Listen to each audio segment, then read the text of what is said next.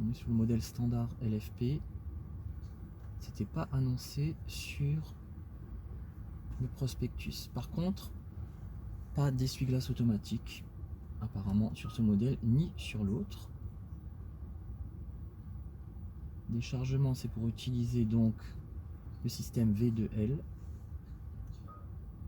Et là on voit qu'on peut également, on peut pas en fait fixer la limite de charge puisque c'est une LFP, il n'y a pas besoin.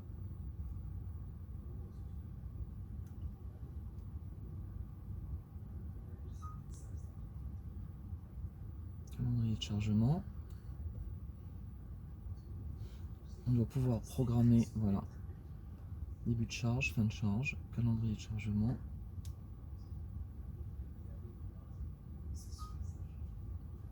Choisir l'heure.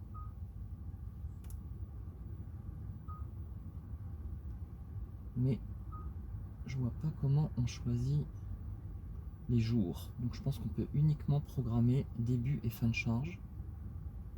Mais il n'y a pas de jour possible. Qu'est-ce que ça veut dire? Déchargement? Tu décharges? Déchargement, c'est quand on utilise le V2L. Mais elle n'a pas de ça. Si, elle a cette fonction, V2L. Commencer à décharger. On peut donc utiliser une prise extérieure jusqu'à 2200. Sur le modèle standard, c'est inclus, oui. Voilà. L'énergie. Là, j'ai mis le chauffage, ça fonctionne. Je vais repasser. Voilà. Air climatisé. Et on va descendre la température. Voilà. On se remet en mode clim. Ici c'est Android Auto, Apple CarPlay.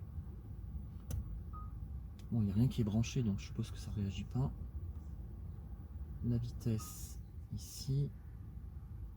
Alors station de charge, là je comprends pas. Voilà, c'est pour tout éteindre.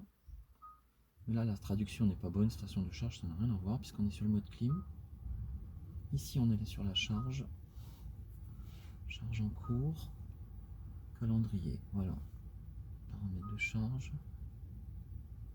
Et on peut commencer la charge bien sûr si on est sur une borne sans passer par la programmation.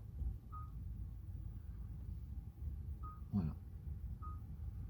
Moi ce qui m'a étonné, c'est qu'on puisse passer par le chauffage intelligent de la batterie. Cette fonction peut améliorer les performances de charge